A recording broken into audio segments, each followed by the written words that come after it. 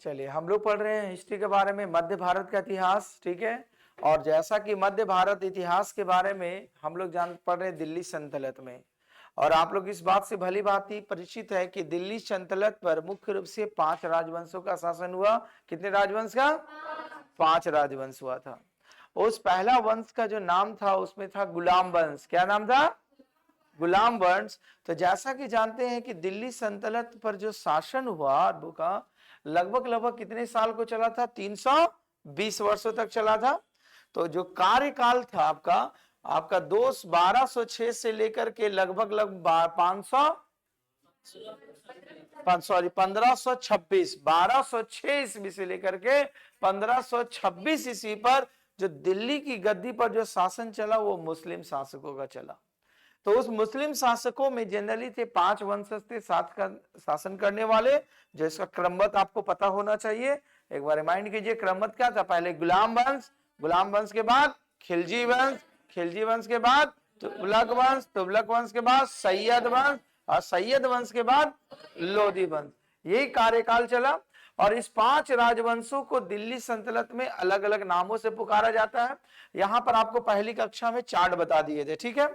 तो हमने इस चार्ट में पहला हमने राजवंश के बारे में पढ़ लिया है, जिस राजवंश का जिसमें नाम था आपका गुलाम वंश। गुलाम वंश में बताया गया था तो टोटल 11 शासक बने थे। और इस गुलाम वंश में जो प्रथा चली थी, अलग अलग शासकों ने अलग अलग वंश बनाया। जैसे कुतुबुद्दीन ऐबक ने कुतुबी वंश बनाया, फिर आपका इल्तुतमिश ने शमसी वंश को नींव रखी, और गयासुद्दीन बलबन ने बलबनी साम्राज्य का नींव रखी। तो अगर गुलाम वंश का अंतिम शासक के नाम बताया जाएगा तो आपको पता होगा क्यूमर्स था, है ना। तो क्यूमर्स जब अंतिम गुलाम वंश का शासक था तो ये अयोग्य शासक था, और इसकी हत्या करके एक नया वंश की स्थापना की गई थी। और इसकी हत्या करने वाले व्यक्ति कौन थे? जलालुद्दीन खिलजी। और जलालुद्दीन खिलजी ने अपने आकर के एक नए वंश की नींव डाली, और नए वंश का नाम रखा क्या? खिलजी वंश। क्या नाम रखा? खिलजी वंश। तो आज हम लोग आज से पढ़ाई करेंगे खिलजी वंश के बारे में। इतना इसका बैकग्राउंड था, समझ में आ गई बात, जिससे आपका कड़ी जुड़ता रहे। आइए, तो वही चीज आपको लिखा गया है, इसमें 3 शासक होगा, 5 नहीं। तो जैसा कि गुलाम वंश का आपको पहले बोले कि कुछ याद रखो नहीं रखो, जिस वंश का संस्थापक याद रखना, उसका शासन काल जरूर याद रखना, और हो सके तो उसका अंतिम शासक का नाम जरूर याद रखना, क्योंकि क्वेश्चन इसके प्रीवियस ईयर्स का आपका पिछली कक्षा में करा दिए थे, जो आपको आइडिया को डेवलप किया था। तो जैसा कि गुलाम वंश का जो शासक शासन काल माना जाता था 1206 से लेकर के 1290 ईस्वी तक था, ठीक है। फिर दूसरे बाद अगला जो शासन था, सॉरी गुलाम वंश ना, हाँ ठीक है। फिर उसके बाद अगला जो शासन चलेगा 1290 के बाद से किस वंश का शासन चलेगा? खिलजी वंश का। और वो कब तक शासन करेंगे? आपका 1320 ईस्वी तक चलेगा, जिसमें 5 शासक हुए थे। उसके बाद तुगलक वंश चलेंगे, तो जहां पर खिलजी वंश समाप्त होगा वहीं से तुगलक वंश स्टार्ट होगा। तो 1320 ईस्वी से लेकर कहां तक चलेगा? 1414 ईस्वी तक, जिसमें 9 शासक हुए थे। तुगलक वंश जहां समाप्त होगा वहीं से फिर कौन सा वंश चालू होगा? सैयद वंश होगा, जो 1414 ईस्वी से चलेगा कितना? 1451 ईस्वी तक। फिर सैयद वंश जहां समाप्त होगा वहीं पर चलेगा क्या? आपका लोधी वंश, 1451 से लेकर के आपका 1526 ईस्वी तक। इसमें 3 शासक बनेंगे, ठीक है। तो ये पूरा का पूरा कड़ी आपको पता था, रिमाइंड हो गया। आइए अब हम लोग खिलजी वंश के बारे में पढ़ाई करेंगे।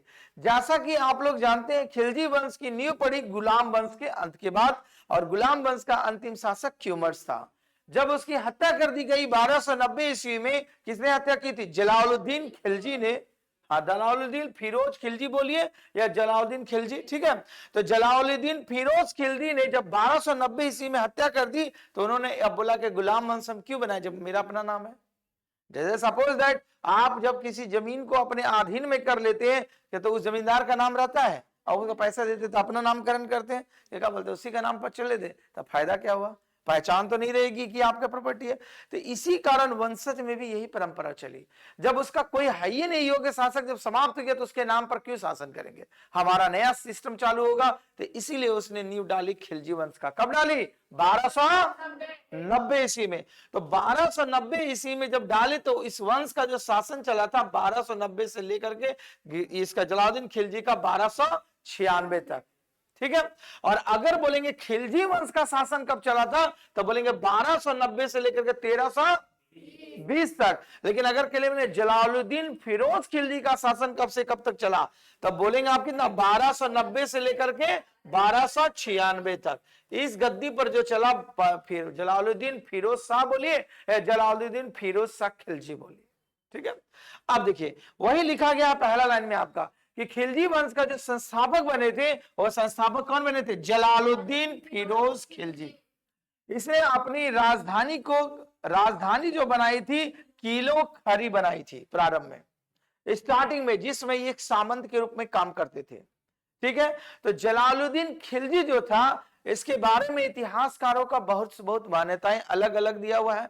ये अभी इसकी हत्या की, लेकिन आगे चल के ऐसा पड़ता था कि ये दयावान व्यक्ति था, मतलब किसी की हत्या करना नहीं चाहता था, कुछ कड़ी आएगा हत्या की। तो यही है कि आगे चल के जलालुद्दीन खिलजी का भी मारता है, और मारने वाला कोई नहीं होता है, इसका भतीजा जो होता है, आगे चल के जिसका दामाद बनता है वही इसको मारता है, क्योंकि ये अयोग्य शासक, जैसा कि इतिहास में शुरू से परंपरा हुई चली आ रही है कि दिल्ली की गद्दी पर कोई अयोग्य शासक नहीं बैठ सकता है।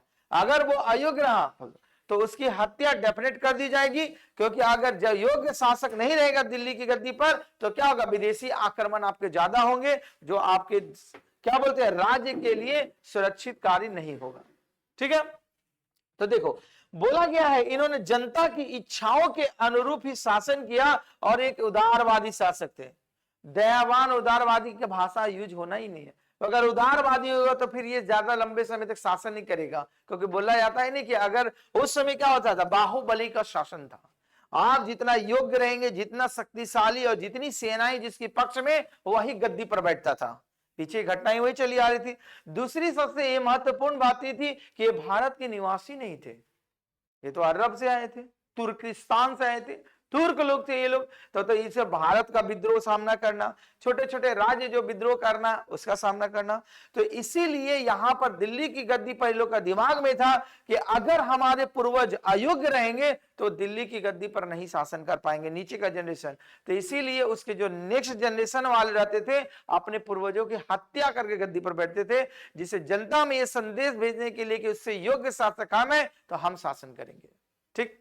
तो वही बोला गया है अगला लाइन में कि देखो, जब उन्होंने दक्षिण भारत में जो विद्रोह हुआ था, उस दक्षिण भारत के विद्रोह को दबाने के लिए, क्योंकि इस समय दिल्ली जो होता था उत्तर भारत में पड़ रही थी आपका, और बगावत की लहर दक्षिण भारत में चल रही थी।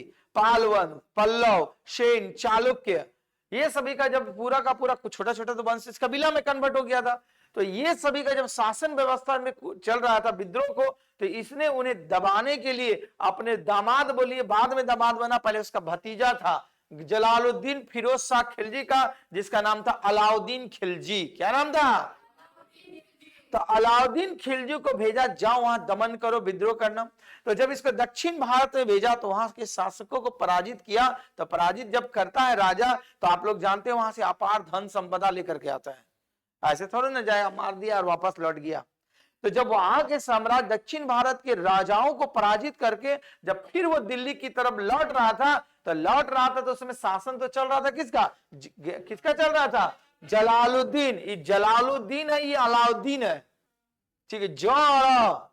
तो जलालुद्दीन फिरोज शाह खिलजी जब आया, कौन आया? अलाउद्दीन खिलजी। तो हिसाब पत्थर मांगेगा ना, बताओ कितना मारा सैनिक, कितना धन संपत्ति लौट के आया। तो इसको बहुत गुस्सा लग गया, चिड़चिड़ी। जैसे आप मेहनत करके आएंगे, आप पैसा मांगता है तो चिड़चिड़ा जाते हैं।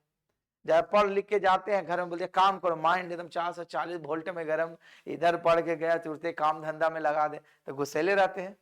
तो उसी तरह जब अलाउद्दीन खिलजी दक्षिण भारत के विजय अभियान को जीत करके जब ये दिल्ली की तरफ लौट रहा था, तो अलाउद्दीन खिलजी ने इसका स्वागत करने के लिए इसके रास्ते में गया। तो कुछ बोला माल पानी मिलेगा। तो जब मांगा, कहा जीत करके लाया? तो बोला हम जीते और हमसे हिसाब मांगता है, इससे टैलेंटेड आदमी तो हम ही है। कौन बोला? अलाउद्दीन खिलजी। ये तो बेचारा एकदम शासन कर रहा है। तो बोलता है कि इससे टैलेंटेड आदमी हम वहां मार धाड़ करके आए, साजीद जात का, और हमसे बोलता है हिसाब दो, कहां पैसा है। तो इसको गुस्सा लग गया। किसका गुस्सा लग गया? अलाउद्दीन खिलजी को गुस्सा लग गया। तो इन्होंने अपने सैनिक की मदद से, अब तो इसका क्या था, जब भतीजा बोल रहा था चाचे ना लगेगा, ठीक है, और ऊपर से दामाद भी बन गया था। किसका दामाद बना था? जलालुद्दीन खिलजी का। मुस्लिम समुदाय में शादी विवाह होता है, हिंदू समाज में बहुत कम मिलेगा, लेकिन मुस्लिम में हो जाता है। केवल अपनी संतान नहीं होना चाहिए बस, क्योंकि ये लोग तुर्कमेनिस्तान लेते हैं। ठीक है, तो इसीलिए क्या हुआ, इन्होंने अपने सैनिक की मदद से किसकी हत्या करा दी? जलालुद्दीन खिलजी, फिरोज शाह खिलजी को। और ये बोला कि ये योग्य शासक नहीं है। ठीक है, तो अब इसको क्या करना चाहिए? रुक जा 10 मिनट। तो योग्य शासक नहीं होने के कारण अब कौन हुआ? अलाउद्दीन खिलजी की हत्या कर दी। तो अब दिल्ली की गद्दी पर कौन बैठेगा? अलाउद्दीन खिलजी। मैंने जलालुद्दीन को मरवाया, बोले इससे टैलेंटेड आदमी हमें, तो गद्दी पर इसको बैठा दो। तो इसीलिए इसको गद्दी पर बैठा दिया। ठीक, अब इसके बाद जो शासन चलेगा वो शासन किसका चलेगा? अलाउद्दीन के, जलालुद्दीन नहीं, अलाउद्दीन खिलजी का। आप इसका स्टॉप बताएंगे खुल। तो इसका अगला स्टेप रहेगा, सब भुला जाता है पढ़ने लिखने का। तो अलाउद्दीन खिलजी जब समाप्त हो गया तो इसकी गद्दी पर बैठ जाएगा। तो देखो वही थोड़ी सी जो लाइन लिखा हुआ है जलाउद्दीन खिलजी के बारे में। जलालुद्दीन खिलजी का जो था शासन काल, इसीलिए ज्यादा लंबे समय तक नहीं था, मात्र इसका शासन जो चला था 6 सालों तक का चला था। कितना चला था? बुलाना चाहिए टाइम टेबल, तो आधा घंटा खड़ा रख देंगे यहाँ पे। तो इसका जो होता है, तो मात इसीलिए बोला गया है कि खिलजी वंश का जो संस्थापक बने थे आपका जलालुद्दीन फिरोज शाह खिलजी, उसके दिल्ली की गद्दी पर मात्र शासन कितने वर्षों तक चला था? 6 साल तक। अब उसकी हत्या करके कौन बनेगा? अलाउद्दीन खिलजी। और अलाउद्दीन खिलजी ही माना जाता है खिलजी वंश का वास्तविक संस्थापक। इसे ने ही अपनी शासन के दौरान पूरी राज्य का विस्तार किया। ठीक है, तो बोला गया वही है कि अलाउद्दीन खिलजी जब दक्षिण भारत को जीतकर वहां से अत्यधिक धन लाया, लूटा, तो जलालुद्दीन खिलजी ने जब धन का हिसाब मांगा तो इसने उसकी हत्या करवा दी। हत्या कहां करवा दी? 1296 ईस्वी में। और इलाहाबाद का एक जगह पड़ता है मानकीपुर, और मानकीपुर में एक जगह है जिसका नाम है कड़ा।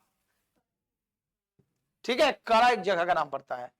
इलाहाबाद के मानकीपुर, जैसे बोलते झारखंड के हजारीबाग में बाबू गांव बोलते हैं ना, एग्जैक्ट प्लेस। अभी बोले कहां कहां दूसरे राज्य में चले जाओगे तो बोले कहां से है? झारखंड से है। फिर बोले झारखंड में कहां? हजारीबाग में कहां? चले बाबू ना बोलेगा पहचानेगा, नहीं तो सिर्फ बोलेगा बाबू। ये कहां है? नक्शा उक्सा में नहीं दिखता है भारत का नक्शा पर, तो उतना ढूंढेगा पूरा स्क्रॉल करके तब ना। बड़ा, पहले बड़ा, फिर छोटा, फिर छोटा, फिर छोटा, फिर बोलेगा कहां? छोटा, फिर गांव कहां? गांव में फिर मोहल्ला, बोलेगा घर कितना, तब पहुंच जाएगा। ऐसे ना पहुंचता है। डायरेक्ट अपने गांव का नाम बताया कोई जानेगा? नहीं जानेगा। वही कहानी था। तो जब जलालुद्दीन, वही बोले थे, जब जलालुद्दीन खिलजी ने अलाउद्दीन खिलजी का स्वागत करने दक्षिण भारत से आया तो कहां पर इसको हत्या कर दी? और जगह का नाम याद रखिएगा, कड़ा जगह का नाम था इलाहाबाद में, कड़ा। ठीक है, तो यहां पर उसकी हत्या कर दी। अब गद्दी पर बैठ जाएगा कौन? अलाउद्दीन खिलजी। अब बोला हमारा राज अब चालू। तो देखो अलाउद्दीन खिलजी, ये जितना देखने में लगता है वैसा ही था नहीं, है ना? मिल रहा फेस से किसी का नहीं है अनिल, दाढ़ी उड़ी लगा उसे मिलेगा। हाँ, अभी यही ट्रेंड चल रहा ना, दाढ़ी का बड़का बड़का ट्रेंड। तो अलाउद्दीन खिलजी देखो, इसकी जो वेशभूषा, रहन ये तुर्कमेनिस्तान का था। भारत में आके धीरे धीरे डेवलप कर जाए, क्योंकि देखो हम आपको पहले भी प्राचीन भारत में पढ़ाए हैं कि हमारे पूरा विश्व में सभ्यता और संस्कृति जो सिखाया भारत ने ही सिखाया। नहीं तो खाली खाना बोलो सब चीन जान रहा था, चीन को कुछ आता था? वो तो हिंग चुंग जुंग खाली खागा, उधर लड़ाई उड़ाई किया, खेल खत्म। हाँ, अभी भी यही है। और उसी का देख देख क्या भारत भी सीख रहा, कच्ची चीज खाए ले, पका के नहीं खाना, उबाल के खाना। अरे हमारी सभ्यता संस्कृति आदि मानव से सिखाया है, कुछ भी आप पका के खाओ, दाल चावल तो कच्चे मार देता है। और देन अभी स्टूडेंट लेट हो रहा, मार कच्चे चावल मार दिया। यहाँ दे लेट हो रहा है, पका भी नहीं तो मार दिया, क्या करेगा? ठीक, लेकिन कभी काल, हमेशा नहीं तो एक दिन का जगह 4 दिन का नुकसान। ठीक है, तो हम लोग पढ़ेंगे किसके बारे में? अलाउद्दीन खिलजी के बारे में। किसके बारे में?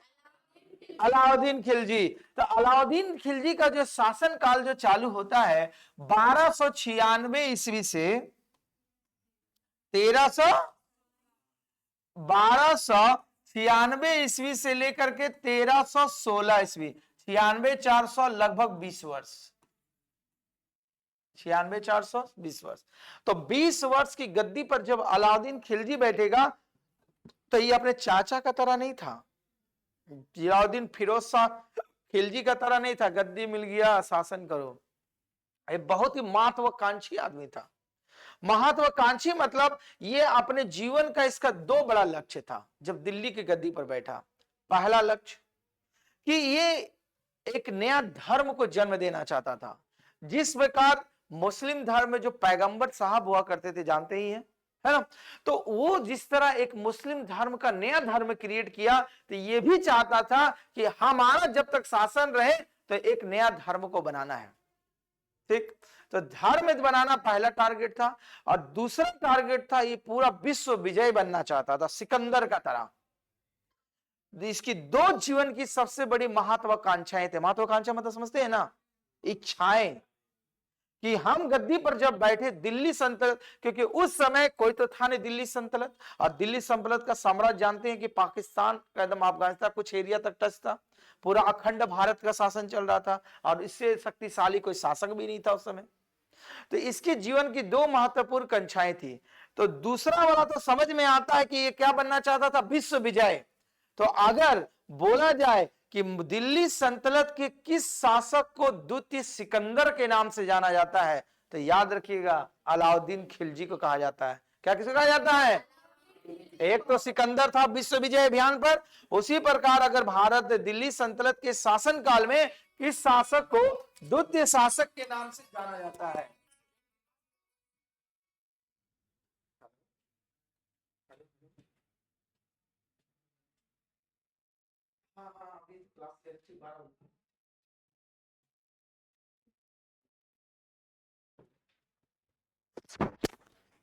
तो कहने का सेंस ये है, तो अभी जो हुआ, तो कहने का मतलब क्या हुआ कि द्वितीय सिकंदर, नाम नहीं भूलिएगा, क्या बोले दिया, दूसरा सिकंदर, भारत के दूसरे सिकंदर के नाम से जो जाना जाता है, किसको जाना जाता था?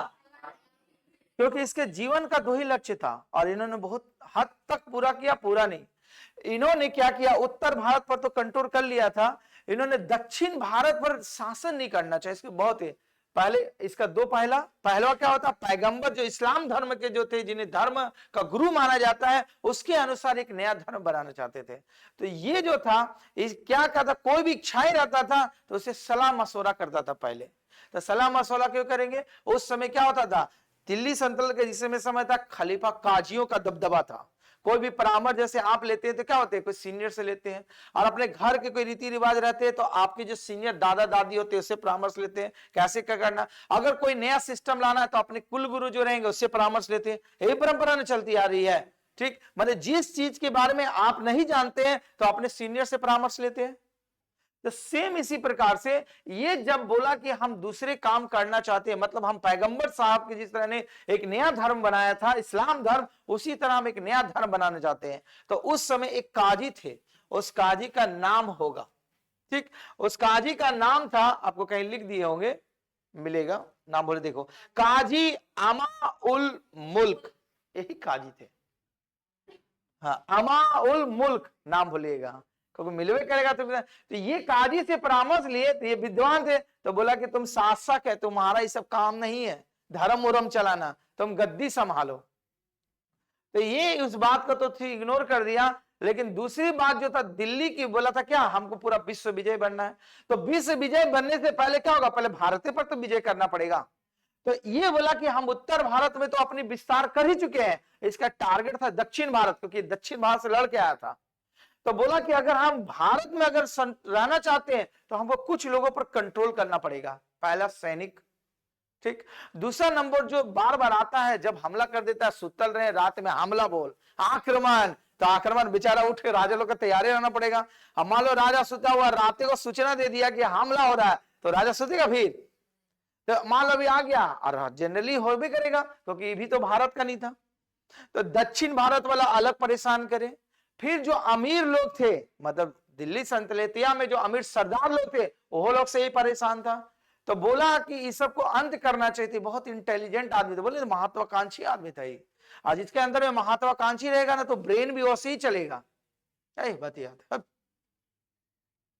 तो इन्होंने क्या, सैनिकों को कहा, बोला कि मेरे राज्य में विद्रोह, मतलब सैनिक विद्रोह ना करें तो उसको उलझाना चाहिए। तो उन्होंने क्या किया, जब दक्षिण भारत का अभियान किया तो दक्षिण भारत में जितने भी शासक हुए थे, बताएंगे आपके, उस समय 4 वंशों का शासक चल रहा था। तो उन लोगों पर अभी जितने भी शासन करे, तो उससे बोला कि हम वहां जीतेगा, तो बोला शासन नहीं करेगा वो बोला जीतने के बाद राज्य उसी को दे देगा, लेकिन टैक्स के रूप में कौन वसूल करेगा, अलाउद्दीन खिलजी वसूली करेगा। अब क्या हो जाएगा, इसको शासन का झमेला खत्म, ये दिल्ली की गद्दी पर रहेगा और खाली टैक्स वसूलेगा, जो टैक्स नहीं देगा फिर हमला करो, अपना अंडर में ले लो, पहला। दूसरा नंबर, हमारे राज्य में विद्रोह नहीं फैले, मतलब तो उस सैनिक को उलझाए रखना, उलझा तुम लड़ते रहो उधर। तो अगर मेन में सेनापति लड़ते रहेगा तो कभी सोच में आएगा, जैसे आप लोग पूरा दिन भर होमवर्क देंगे दम भर करके, दिन भर में व्यस्त, तो कुछ सोचने नहीं मिलेगा टाइम, ना फोन उठावेगा टाइम मिलेगा, बोलेगा रखो अभी कल जाना है, टेस्ट मारना है, याद उद नहीं हो रहा, जेका तो दिक्कतें है, परेशान रहते कि नहीं। तो दिन भर उलझा रहेगा दिमाग, तो थर्ड चीज को सोच नहीं पाइएगा। सैनिक को उलझा कर रखा।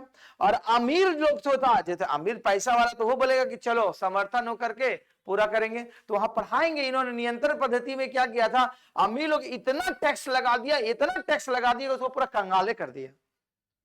जैसे वर्तमान में इतना जीएसटी लगाओ, इतना जीएसटी लगाओ कि कंगाले कर दो पूरा का पूरा, कुछ तो जीएसटी है ना। एक पेंसिल खरीदेगा उस पर भी जीएसटी लगा हुआ है, एक रबर खरीदेगा तो जीएसटी डालो, रहेगा 1 रुपए का सामान, 2 रुपया लगेगा, कहा है जीएसटी लगा हुआ, दो हमारा पैसा। तो क्या हुआ, एकदम आदमी जो देखोगे गवर्नमेंट एम्प्लॉय रहेगा, अगर आपका फैमिली में होगा, अरे टैक्स कमा रहे हैं तो आधा टैक्स में काट ले रहा है पैसा, परेशान रहोगे उस समय, तो उसका विकल्प तलाशोगे। तो इसीलिए अमीर सरदारों को पूरा टैक्स कर दिया, वो पूरा उलझा रहेगा। दूसरा नंबर, सैनिकों को क्या कर दिया, पूरा लड़ाईते रह रहा, तुम दक्षिणी भारत में लड़ते रहो जहां जहां विद्रोह है, तो सैनिक का जो सेनापति को सोचने का टाइम मिलेगा नहीं, मालिक का आदेश से पहले लड़े के जीत के आएंगे तब ना, वो उलझा रहा। और तीसरा नंबर, दक्षिण भारत पर जो लोग हमला कर रहा था, वहां राज्य को जीतने के बाद क्या करता था, शासन नहीं किया, क्या करने लगा, उसे टैक्स वसूल करने लग गया। तो इस विधि से द्वारा वो पूरा का पूरा भारत पर वो नियंत्रण करने लग गया। कौन, अलाउद्दीन खिलजी। इसकी शासन व्यवस्था की नीति है। तो ये सारी जो बातें बताएं आपको सारांश में बताएं, अब कॉन्सेप्ट समझ में आ गई, अब इसका क्रमबद्ध तरीका से समझो। तो वही बोला गया पहला लाइन में, जितनी सारी बातें बोली हमने, कि अलाउद्दीन बड़ा ही महत्वाकांक्षी शासक था। उसकी प्रारंभिक सफलताएं जो होती है उसकी महत्वाकांक्षाओं को और बढ़ा दिया। मतलब आप जैसे कमाएंगे, अगर आप 10 रुपए कमा रहे तो बोले 100 रुपए कैसे कमाए, 100 रुपए तो 1000, 1000 तो लाख, लाख तो करोड़, फिर कैसे धीरे धीरे ही होना होता है। और जिसका कोई मरियल जैसे रहेगा, 10 रुपए कमा ले, हाँ ठीक है, तो कभी लाइफ आगे बढ़ पाएगा, वो 10 रुपए में खुश है, तो लाइफ टाइम वो 10 रुपए कमाएगा, सोचेगा 10 रुपए सोचेगा। अगर आप मान लीजिए कि कोई भी अगर 100 रुपए कमा रहा है तो उसको सोचना पड़ेगा 200 रुपए कैसे कमाए, तभी तो आगे बढ़ेगा। नहीं तो 100 रुपया तो आप कमाइए रहे, महंगाई हो गया, 100 रुपया कुछ नहीं मिल रहा, तो उसका सरवाइव कर पाएगा, वो नहीं कर पाएगा। तो इसीलिए इन्होंने अपनी महत्वाकांक्षाओं को बढ़ाया, और वही बोला गया वह 2 काम अपने जीवन में करना चाहता था।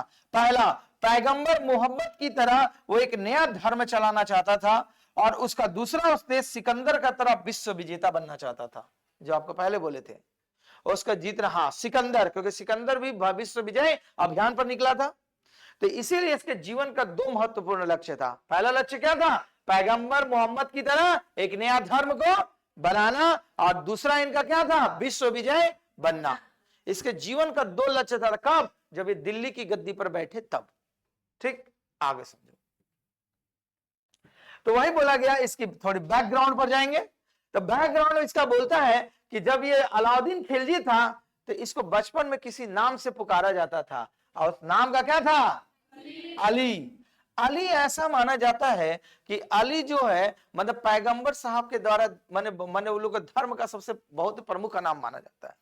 तो ये पहले से खुश हमारा नाम अली बना है, तो कुछ नया करो, तो नए धर्म में बदलो, ये उसी का पीछे पड़ गया। और दूसरा ऐसे क्या नाम से पुकारा जाता था, गुरसाप। क्या बोला गया है, फिर से बोलो, गुरसाप, साप लिखा हुआ है तो गुरसाप बोलता है लोग। क्या बोला गया है, प में उच्चारण होना चाहिए। तो अलाउद्दीन खिलजी का बचपन का नाम क्या क्या था, अभियो ना बोलता है।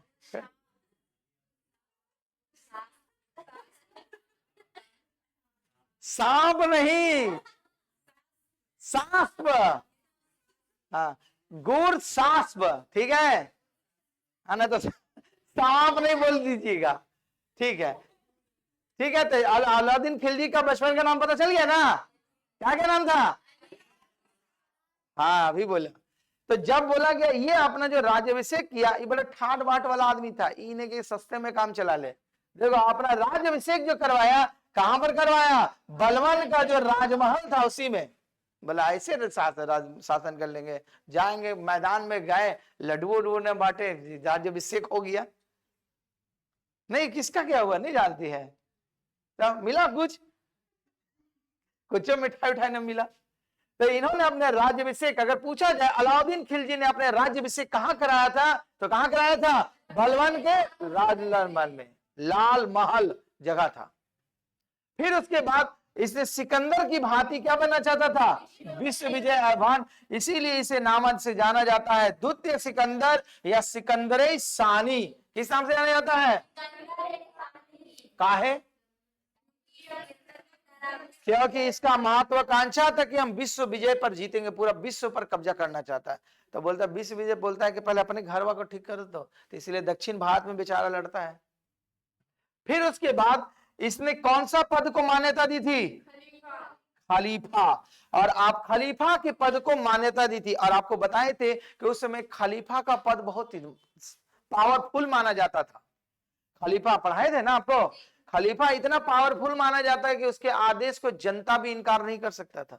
अगर जिसको, राजा को भी अगर कुछ फरियाद लाना है तो खलीफे के पास जाना है, उसका आदेश परमादेश। तो इसी कारण क्या होता था, इन्होंने इस पद को मान्यता दी थी। किस पद को? खलीफा। और दूसरा, ये पैगंबर साहब का तरह नया धर्म चलाना चाहता था। तो नया धर्म चलाएंगे तो कोई धर्म गुरु से ना परामर्श लेंगे। तो उसी समय जो धर्म गुरु था, जिसका नाम था क्या? काजी अमा उल मुल्क। क्या नाम था? ठीक, तो वही लिखा गया, इसने एक नया धर्म चलाना चाहता था, किंतु सलाह दिया काजी अमा उल मुल्क ने, बोला तुम राजा है, राजा का काम करो ना, हम काहे धर्म उर्म का चक्कर में पड़ता है, धर्म का जिम्मेदारी हम लोग का है, हम लोग को छोड़ो। तो वही विद्वान ने कहने पर इसने यह निर्णय बदल दिया। कौन सा निर्णय? नया धर्म बनाने का। नहीं तो ये अभी जो देख रहे मुस्लिम था उसको भी चेंज करने के चक्कर में लगा गया था, बोला उसको भी बदल दो। तो मौलाना साहब के क्या बोलते हैं, रजामंदी पर इसने क्या हुआ, हट को क्या कर दिया? छोड़ दिया। बोल दिए ये कि आप एक राजा है, आप दिल्ली सल्तनत पर शासन करना चाहते हैं, विश्व विजय बनना चाहते हैं, तो धर्म को संभालिएगा कि विश्व विजय अभियान पर निकलिएगा। तो डिसाइड किया काम मेरे लिए फायदामंद है, मतलब चलो पैगंबर इधर छोड़ दो, विश्व विजय पर निकले। तो इसीलिए उन्हें धर्म को छोड़कर किस अभियान पर निकला? फिर विश्व विजय पर। बोला तुम सिकंदर बनो ना, कोई दिक्कत नहीं, इधर हस्तक्षेप नहीं करो हमारे धर्म। तो इसीलिए उसके समझाने पर इन्होंने जो पैगंबर साहब का जो धर्म बनाया गया था उस धर्म को छोड़ दिया, और उसने विश्व विजय अभियान पर निकला। कौन? अरे कौन निकला? अलाउद्दीन खिलजी निकला। और इसीलिए उसे द्वितीय सिकंदर या सिकंदरिये आपका सानी के नाम से जाना जाता है। तो सिकंदर सानी के नाम से किसे जाना जाता है? ऐसे बोला अलाउद्दीन खिलजी, है ना। लग रहा है कि 2 दिन में डिस्चार्ज हो गया बैटरी, अब लोग हीट करेंगे तब ना। किसे जाना जाता है? फिर से बोलो, किसे जाना जाता है? तो बोलने भी नहीं आता हो क्या करो, सुन रहा चलने वाले। जब यहाँ मने मने, जब बोलने नहीं आएगा तो लिखेगा कौन चीज, और जब लिखेगा नहीं तो समझेगा कौन चीज, है ना। लिखने में देखिए, लिखेगा तो 4 बार गलती लिखेगा अलाउद्दीन खिलजी को। लेकिन हर्षी का लिखना तो लिख दिया दुर्गी का, बोले हमरे ना पढ़ना है, लिख देंगे गलती। ठीक है, यहां तो कोई दिक्कत नहीं। तो काजी का नाम नहीं भूलना, बहुत बड़ा योगदान था। बोलते काजी का नाम क्या था?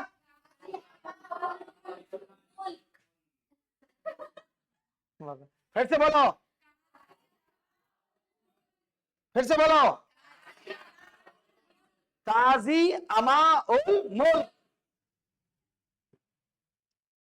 देखो दूसरे बात, इसको रास नहीं आ रहा था एक किला दिल्ली में था, कुतुब मीनार को उठता जानता था न्यूज। अब मान लो आप राजा बनेंगे और आप तो दूसरा का बड़ाई कीजिएगा तो गुस्सा आएगा ना मने मने। स्टूडेंट और बॉयज एंड गर्ल्स में तो ज्यादा है। अगर एक गर्ल्स के सामने भूल से किसी दूसरे गर्ल्स का बड़ाई कर दिया, भूल से उसका दोस्त का, देखो मन में 440 वोल्ट लगेगा धीरे धीरे। हम कम है का जोकर बड़ाई कर रहा है, साथे पढ़ते हैं, कोई गति है क्या? हाँ, लड़का लोग में नहीं होता, लेकिन लड़की लोग बहुत जल्दी यूगो ले लेते, हार्ट से ले लेती है चीज को कि उसका बड़ाई कर रहा, मत बोले खरीदार नहीं काम कर। जैसे मान लो आपकी बहन है, अगर दो बहन में अगर एक बहन आपकी मम्मी एक बहन का पूरा एकदम बड़ाई कर दिया और दूसरे का नहीं किया, मने मने अबरी हमें खाना बनाने बोलो, हम समझा रहे हैं, तो बोले उसी को बोलो, उसी को, है ना। लड़का लोग में कम है, लड़का लोग में जब एक बड़ा भाई, एक अगर बड़ा भाई छोटा, अगर उसका पापा छोटा भाई का बड़ाई कर दिया, बड़ा भाई मने मने घुसिया रहा, अच्छा ठीक है बाजार जा ले अबरी हमरा भेजो, तो होता है ना, ईगो बहुत होता है। तो इसी तरह इसका ईगो चल रहा था, किसका? अलाउद्दीन। क्यों? ये तो था खिलजी वंश, कुतुब मीनार बनाया था कौन सी? गुलाम वंश। वो गुलाम वंश में राज बोलता, देखिए राज ऐसा कुतुब मीनार बहुत भीड़ लगले है, महल बनाना, महल होना चाहिए तो कुतुब मीनार जैसा, किसे ऐसा? कुतुब मीनार, मीनार की तरह बनाना चाहिए, क्योंकि उस समय सबसे बड़ा ऊंचा मीनार वही बनाया था। और इसका पूरा किसने कराया था? इल्तुतमिश। भूल जाता है। और ये कहा? दिल्ली के महरौली जगह पर स्थित है, और वो भी दिल्ली गद्दी पर शासन कर रहा था। तो आप लोग को भी चिड़चिड़ी लगता है, कहाँ लगता है हम बता देते हैं। सपोज दैट अगर आपका घर बना हुआ है, अब बगल में कॉल एकदम हाईटेक घर बन रहा, मने मने गुस्सिया रहा है कि मेरा बलुआ काहे आ रहा मेरे घर में, मैं छड़ काहे आ रहा। हाँ, नहीं नहीं मेरे जगह पर नहीं रखो ईटा बालू सीमेंट, देखना होता होगा घटना। अगर आप बना रहे हैं, आप बगल वाला का जमीन है और मट्टी घर है, तो मने मने खूब झगड़ा करेगा, वो कुछ ना कुछ बहाना तोड़नेगा, होता है ना। किसान फसल जब करेंगे, देखोगे ये घटना होता है, आप उसका खेत में नहीं और आपका खेत में हरियाली पूरा अच्छा फसल हो रहा, देखना आप रात के चरा दे, गाय चरा दिया, गायब कर दिया, आधे कर दिया, होता है ना घटना। हाँ, ये क्या होता है? जेलेसी। ये परंपरा है, ह्यूमन नेचर, ये गॉड गिफ्टेड है। और गॉड गिफ्टेड को कब बदलेंगे? तो उसी तरह इसको मन में पूरा गुस्सा लग रहा था। किसको लग रहा था? तब बोला ये अच्छा कुतुब मीनार बनाया है, हमू बना रहे हैं। तो देखो वह बनाया इसने, कुतुब मीनार के प्रतिद्वंदी मीनार के रूप में कौन सा मीनार बनाया था? अलाई मीनार बनाया। लेकिन ये उसकी तुलना में क्या बना? छोटा। बेचारा उसको ट्रेनिंग ही नहीं मिला, फाउंडेशन ही गड़बड़ा दिया नीचे से। मान लो कोई बिल्डिंग ऊपर बनाना है तो फाउंडेशन मजबूत करना है। यह 2-3 बार में ट्राई हुआ, पहले 2 मंजिला बनाया, फिर बाद में ना 3 मंजिला वाला 5 मंजिला पूरा किया इल्तुतमिश। ई बेचारा फाउंडेशन गड़बड़ा, ई बेचारा अपने उलझन में फसल था। एगो धर्म गुरु बने नहीं दे रहा है, दूसरा विश्व विजय अभियान, ऊपर से आके इसको और चिढ़ा रहा मंत्री लोग। तो कहा किया? देखो तो बनेले है कुतुब मीनार, तो आप क्या किए? तब बोला बनाओ, तब बनाया। तो ये पूरा नहीं पूछा, क्वेश्चन पूछा गया है अलाई मीनार का जो बनाया गया था किसके शासनकाल में बनाया गया था? इसीलिए इतना कहानी बताएं क्योंकि ये भूले नहीं कि जब ये स्टोरी याद है तो हाँ कोई और शासक था जो बनाया था। ठीक, कुतुब मीनार सब जानता है, लेकिन अलाई मीनार में वो गड़बड़ा देता है। तो अलाई मीनार किसका कंपटीशन में बना दिया था? कुतुब मीनार के कंपटीशन में। तो अलाई मतलब अ से अलाउद्दीन और अ से अलाई, क से कुतुबुद्दीन और क से कुतुब मीनार। देखो अपने में टाइटल रख ले है कि भुलाए नहीं कि किसका संस्थापक कौन था बनाने वाला। कॉन्सेप्ट रहेगा। तो अलाई मीनार किसके शासनकाल में बनाया गया था? अलाउद्दीन खिलजी। क्या तो तो दिल्ली में ना रहेगा क्योंकि कंपटीशन में वो खड़ा किया था। ठीक, इसके बाद आगे चल के क्या बोला गया? देखो यहां तक नहीं रहा ही, इसने बोला गया है कुतुबतुल इस्लाम मस्जिद में के प्रवेश द्वार के रूप में क्या बना दिया? अलाई दरबार। ये बहुत टैलेंटेड था, टैलेंटेड आदमी था कि बोला मेरा नाम कहीं ना कहीं ऐड होना चाहिए किसी रूप में। बोला ठीक, तो इसीलिए बोला गया है कुतुबे इस्लाम मस्जिद के प्रवेश द्वार के रूप में क्या खड़ा कर दिया? मस्जिद था, तोड़ नहीं सकता था। तो बोला अच्छा कुतुबुद्दीन का समय में बना है गुलाम, चलो हम बना दे रहे हैं। क्या ही बना दिया? वहां खड़ा कर दिया अलाई दरबार। आओ पहले हमरे नाम पढ़ेगा तब जाना भीतर में, पहले हमरे नाम पढ़ेगा तब। ये देखते ना कि नेता लोग कुछ नहीं रहेगा, हर जगह गेट लगा देता है अपन नाम पर, ये उद्घाटन ही कहा दरकार उसको बनाने का कि हमको याद नहीं करेगा, लेकिन जब जब वो गेट को देखेगा तो याद करेगा अच्छा यही मंत्री बनाया, यही मुख्यमंत्री है, यही मुखिया बनेले है, रोड खत्म टूट गया है ना। हाँ देखना, रोड टूटने से पहले उसका उद्घाटन वाला पहले कब्र के फेंकाएगा, फेंकाता है ना, वो जान गया है कि रोड टूटे वाला है तो पहले ओकरा कबाड़ो, नहीं तो जितना बार आदमी गुजरेगा तो हमरे बोलेगा। तो इसीलिए कोई भी चीज को जितना वो शिलान्यास किया तो पहले उड़ जाता है, तब उसका पीछे वाला उड़ता है। तो इसी प्रकार जो होता था, अलाउद्दीन खिलजी ने क्या किया था, ये जो होता है, क्या नाम पड़ा, पढ़ो तो, कुतुल इस्लाम मस्जिद। कौन सा मस्जिद? कुतुल इस्लाम मस्जिद का प्रवेश द्वार के रूप में क्या बनाया था? अलाई दरबार। तो अलाई दरबार किसके शासनकाल में बनाया गया था? ठीक है, अलाई मीनार किसके शासनकाल में बनाया गया था? अलाउद्दीन खिलजी के शासनकाल में। आगे ही बोला गया है, इसकी सबसे बड़ी विशेषता थी, इसका कहानी लिखे तो एक लाइन है, लेकिन इसका कहानी बहुत जबरदस्त है। देखो, इसने मूल्य नियंत्रण के लिए बाजार प्रणाली को लाया और सार्वजनिक वितरण प्रणाली को लागू किया। इसका मीनिंग समझिए पहले, लिखने का कोई मतलब नहीं, क्योंकि अलाउद्दीन खिलजी के शासन काल में इसकी जो शासन व्यवस्था की एक महत्वपूर्ण कड़ी में आता है बाजार नियंत्रण, कि इन्होंने बहुत कंट्रोल किया। देखो कैसे कंट्रोल किया, और यही एक अच्छे शासक की पहचान भी होती है। इसकी तो क्या हुआ, पहला नंबर, राजा को अगर विश्व विजय बनना है और अपने साम्राज्य को पूरी तरह सुरक्षित रखना है तो सेना की संख्या और योग्य सेना भरमार रहनी चाहिए, जरूरी है ना, क्योंकि उस समय अगर सैनिक कमजोर रहा तो राज्य चल पाएगा नहीं। तो इन्होंने सोचा कि हम तो इतना सैनिक को इकट्ठा कर लिए हैं तो उसका वेतन भी देना पड़ेगा। वेतन देना पड़ेगा, किसको देना पड़ेगा? सैनिक और अधिकारी को। जैसे हमारे राज्य में अगर मान लीजिए किसी भी राज्य में अगर काम करवा रहे कर्मचारी अधिकारी को, अगर आपको वेतन नहीं मिलेगा तो काम कीजिएगा?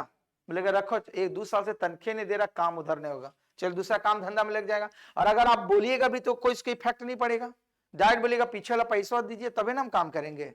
तो यही पॉलिसी इन्होंने लाया, बाजार नियंत्रण प्रणाली। क्या लाया कि इसके पास सैनिक बहुत ज्यादा थे तो वेतन भी बहुत ज्यादा खर्च होता था, तो इन्होंने क्या किया, बाजार की जितनी भी आवश्यकता की वस्तुएं थे सबका दाम घटवा दिया। जैसे टमाटर 60 रुपए किलो मिलेगा 10 रुपए किलो, आलू 40 रुपए किलो लेगा 2 रुपए किलो, चावल 40 रुपए किलो मिलेगा 2 रुपए किलो। तो क्या हुआ, अगर वो जहां पर 10,000 जिसको वेतन देने की आवश्यकता पड़ती, उसका 2,000 में काम चल जाएगा कि नहीं? चल जाएगा। अब मान लो कि आपका 2,000 वेतन दे रहे हैं और टमाटर 100 रुपए किलो, चलो टमाटर नहीं खाएगा, चावल दाल तो खाना पड़ेगा, चावल हो जाएगा 80 रुपए किलो, कहां से खाइएगा? पॉसिबल है? तो इसीलिए उन्होंने लाया, एक सिस्टम को लाया, जिस सिस्टम का नाम था बाजार प्रणाली और सार्वजनिक वितरण प्रणाली। अभी भी चलता है सार्वजनिक वितरण प्रणाली, जिसको बोलते हैं क्या, कहां बोलते हैं, जो कोऑपरेटिव, जो जहां से आप चावल लेते हैं, 2 रुपए किलो चावल, 1 रुपया दाल गवर्नमेंट के द्वारा प्रोवाइड किया जाता है ना। ये क्यों प्रोवाइड किया जाता है?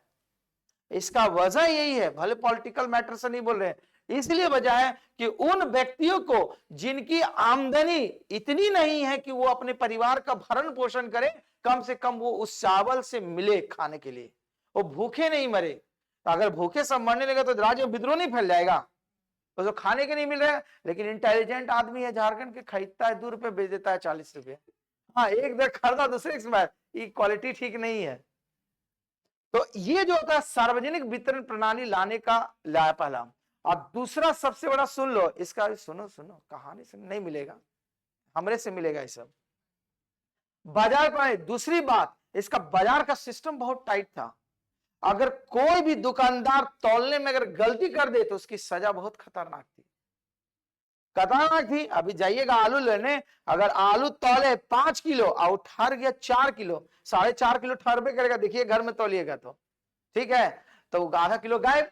तो इन्होंने इतनी टाइट रखा था, सिस्टम बनाया था, अगर कोई दुकानदार वजन प्रणाली में अगर कमी करता है तो जितना कमी होगा उतना उसका शरीर का मांस काट दिया जाएगा। सोच लो, इतना खतरनाक सिस्टम रखा था। अगर कोई दुकानदार 100 ग्राम कम तोला तो उसके शरीर का हिस्सा का 100 ग्राम मांस काट के निकाल दिया जाएगा। है? तो समझ लो, डायरेक्ट कोई तोलेगा गलती, वो 2 बार देखेगा, सही वजन है, देखा कितना हरा, ये 4 किलो 5 किलो ले ले और ज्यादा ले ले, लेकिन देखेगा, क्योंकि अगर वो पकड़ा गया, इतना शर्ट टाइट रखा था तभी तो वो कंट्रोल कर रहा था। क्योंकि क्या हुआ, बाजार में ईमानदारी आ गई, कोई डरे से तोलने लगा, बोला कि ले पैसा के चक्कर में हमारे शरीर, माने जो बेईमानी करेगा उसके शरीर से उतना मांस का टुकड़ा काट के हटा देना है, वो आदेश दिया हुआ था बाजार में। बोर्ड में लगा हुआ था बड़ा बड़ा दुकान के सामने।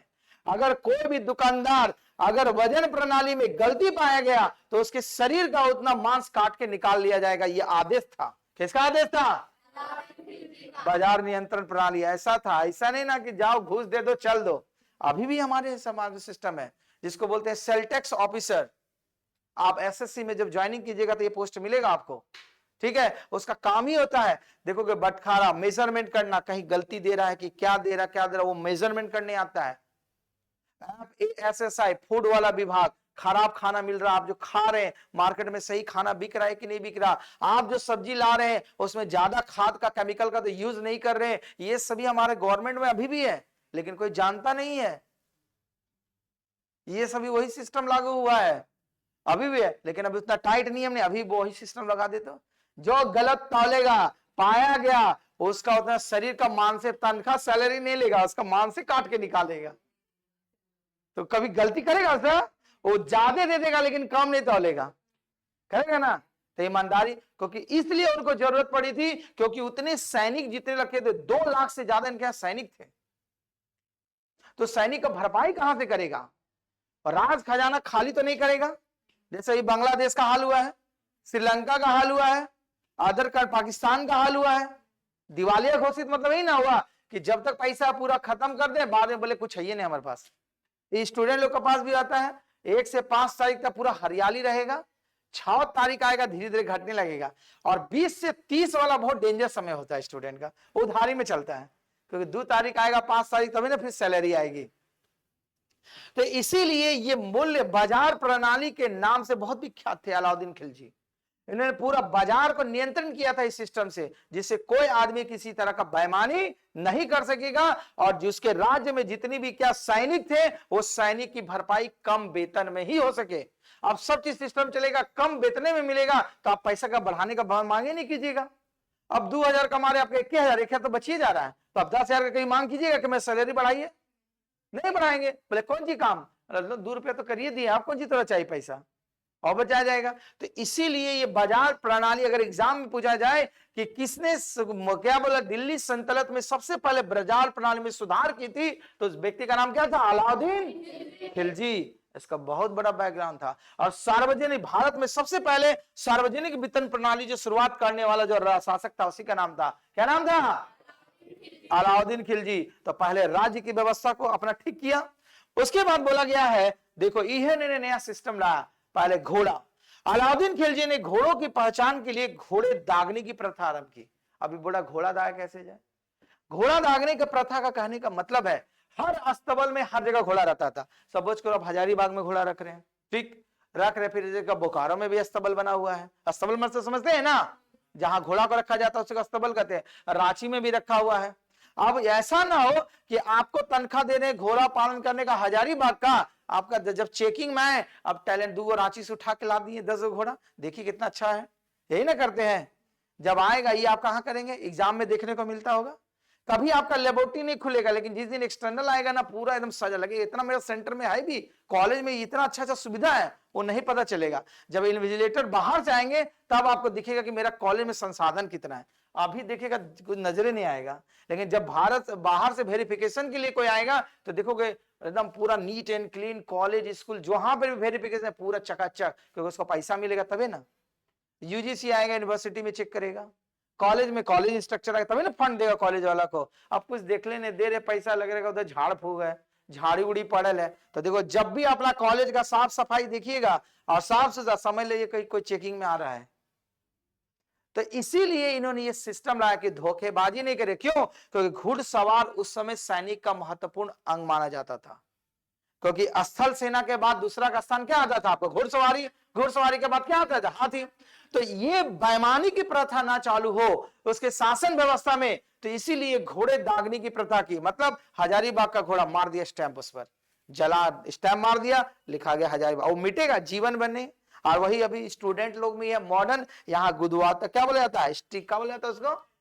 टैटू। हाँ, टैटू बनाने की प्रथा ये पुराने जमाने से चलती जा रही भारतीय सभ्यता संस्कृति में।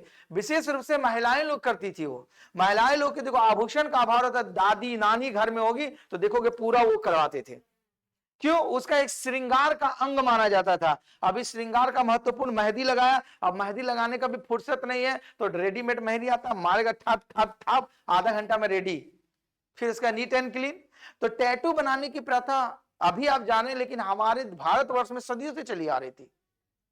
तो वो क्या होता था, कभी मिटता नहीं है, ये डुप्लीकेट टैटू मिट जाएगा, ओरिजिनल टैटू खरीदवाएगा पूरा, तो उसमें क्या होता है, सहन कर पाता है कोई आज का डेट में? वो घोलट जाएगा उधरे। हाँ, वो पुराना वाला टैटू कहेगा तो जय हिंद जय भारत, पुराना वाला सुइया पे भोंक भोंक के करेगा, देखेगा बुखार लग गया 4 दिन तक का, बहुत खतरनाक होता था। वो ब्लड से जाकर पूरा स्किन में चल जाता था, जब तक जीवित रहेंगे तब तक। आप विशेष से सुन लो विद्यार्थी लोग, मंगलम का विद्यार्थी कोई भूल से टैटू टू मत बना के रखना, समझ में आई बात? नहीं तो फिर उसको मिटवाना पड़ेगा, ये भी याद रखिएगा। ये सख्त आदेश है सेंट्रल गवर्नमेंट ने कि एकदम स्टाइल वाला टैटू, अपना नाम भगले इतना नाम, यदि भुला जाए तो भुला जाएगा, पता चल जाए। अपना नाम, खानदान का नाम, गोतिया का नाम सब लिखा के रख दिया, क्या नाम है देखिए, है ना, मूवी में दिखाता है ना, क्या आपके पास देखिए माँ है मेरे पास लिखा हुआ है। उसी तरह आप बोलेगा पता ठिकाना कहाँ है सर, आधार कार्ड का दरकार नहीं, देख लीजिए आधार नंबर लिखा हुआ है यहीं पर, स्कैन मारेगा तो निकल जाएगा रिकॉर्ड। ठीक, तो वही है, टैटू का भी गवर्नमेंट ने चेंज कर दिया है। पहले लिखा था आप फिंगरप्रिंटिंग लगाए, फिंगरप्रिंटिंग आपका रिकॉर्ड निकल गया। ठीक, टैटू को मॉडर्नाइज करके क्या कर दिया, आधार कार्ड वही नहीं किया हुआ है, फिंगरप्रिंटिंग आपका। ठीक है, तो आपका घोड़ों की दागने की प्रथा किसने प्रारंभ की थी? चलो, बाजार नियंत्रण प्रणाली किसने प्रारंभ की थी? और उसके बाद सार्वजनिक वितरण प्रणाली अलाई मीनार किसने बनाया था?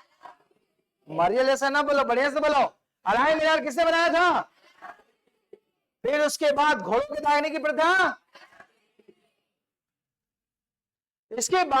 इसके बाद अगले क्लास में आपको बताएंगे कि इन्होंने अपनी शासन व्यवस्था को चलाने के लिए 4 घोषणाएं की थी। आइडिया ले लीजिए। पहले, अस्थायी गुप्तचर स्थापना, राजा का सबसे मतलब तीसरी आंख यही होता था, अस्थायी गुप्तचर के स्थान। गुप्तचर समझते हैं ना, कि उसका संपर्क डायरेक्ट एकदम क्या हो, पूरा डायरेक्ट राजा से हो, कोई सेनापति नहीं, कोई मंत्री नहीं, कुछ नहीं, वो डायरेक्ट रिपोर्ट किसको करेगा? राजा को करेगा। गुप्तचर मतलब राजा का तीसरी आंख वही बोला जाता था। इसलिए कि क्या राज्य में घटनाएं हो रही है कैसे पता चलेगा? अभी तो नहीं, वाईफाई का जमाना, व्हाट्सएप फेसबुक ट्विटर भेज दिए, राजा देख लीजिए। उस जमाना में तो वही लोग होता था, फेसबुक इंस्टाग्राम ट्विटर सब वही होता था। राजा डायरेक्ट रिपोर्ट करता था। राजा को कौन करता था? गुप्तचर। और अगला होता है, दान दी गई भूमि को खालसा भूमि, खालसा भूमि का जिसको कहा जाता है सरकारी भूमि में परिवर्तित करना। इससे पहले जितने भी शासक हुए थे, जितने भी दान किया था, लोग शासन करो, ये बोला कोई दान नहीं मिलेगा, हमको नीड है, हम सब फिर से अधीन कर लेंगे। कहां पर? सरकारी भूमि में तब्दील कर लेना। तो ये भी सिस्टम लाया था। क्या किया था? अलाउद्दीन खिलजी। और तीसरा, शराब और नशाबंदी पर प्रतिबंध, लेकिन जो हमारे झारखंड में तो नहीं है ना, और होना भी चाहिए, जरूरी भी है। सपोज करो कि अगर 100 रुपए कमाते हैं ना, तो 90 रुपए खत्म कर देता है। जो समझदार व्यक्ति नहीं है, लेकिन जो डेली मजदूरी कमाने वाले, वो करने वाले पैसे को बर्बाद करते हैं। बड़े लोगों की दिक्कत है, लेकिन जो लोअर डाउन में है ना, उसकी बहुत दिक्कत है। शराब से वो लोग का परिवार की स्थिति बहुत बिगड़ जाती है। अब वो 300-350 रुपए कमाएगा, 300 रुपए शराब में उड़ा देगा, 50 रुपए घर ले, क्या भरण पोषण होगा? तो ये तो अपना सिस्टम में लाया क्या? नशाबंदी के रोक लगाया। और अंत में छोटे त्योहारों और अमीरों को मिलने पर प्रतिबंध। बोला गया कि छोटा छोटा त्योहार में समय नहीं बर्बाद करना, क्योंकि आप लोग अभी भी हम लोग जानते हैं कि त्योहार में सब समय का नुकसान, ठीक, एक होता है, दूसरा संपत्ति का नुकसान है। मान लो एक दिन का त्योहार है, कम से एक दिन का त्योहार में कम से कम तो लाख रुपए बर्बाद करेगा ही करेगा आदमी, करेगा कि नहीं? अगर मान लो कोई भी त्योहार, बड़ा बड़ा त्योहार मनाना चाहिए सार्वजनिक से। और दूसरा नंबर जो टेक्निक था, अमीरों को मिलने का प्रतिबंध क्यों था? 10-12 को अगर अमीर एक जगह मिल जाएंगे तो क्या होगा? षड्यंत्र। षड्यंत्र का जन्म कहां से होता है? वही जहां पर मिलता है। आपके पास भी पैसा, काम धंधा कुछ नहीं है, 10 को 12 को आदमी मिले, काम धंधा, षड्यंत्र करता है ना। तो राजा के खिलाफ षड्यंत्र ना करे, इसीलिए अलाउद्दीन खिलजी ने प्रतिबंध लगाया था कि कोई भी अमीर सरदार लोग उसके शासन जब तक चलेगा संगठित रूप से वार्तालाप नहीं कर सकते हैं। जो भी है, हम खड़ा है, हमको बोलो पर समस्या, लोग आपस में देने नहीं। और छोटे छोटे त्योहार लोग थे, ग्रामीण लोग अपना दुख दर्द शेयर नहीं करे। त्योहार मतलब क्या हुआ, सब मिलता है एक जगह, अभी भी मिलते हैं ना, क्या हाल चाल है, ठीक है, कैसे चला, ठीक नहीं, क्या खेती बाड़ी में क्या लगाने है, कितना पैसा है, लो नया लो पैसा, ये बार नहीं ड्रेस नहीं मिला, काम मेरे चला रहे हैं इसी पर। तो बहुत सारा अपना दुख दर्द त्योहार में जब मिलते हैं तो क्या होता है, वह खुशी का इजहार कम और दूसरे के बारे में जानने के लिए इच्छा ज्यादा रहते हैं कि नहीं। रिलेशन में कोई आ जाएगा उसी के बारे में पूछेगा, अपना बारे में कुछ नहीं पूछना है, ये होता। तो ये प्रतिबंध लगाया था, कौन लगाया था। यहां तक कहानी समझ में आया। तो इसके बाद इसका आगे का स्टोरी चलेगा विजय अभियान अगली कक्षा में। धन्यवाद।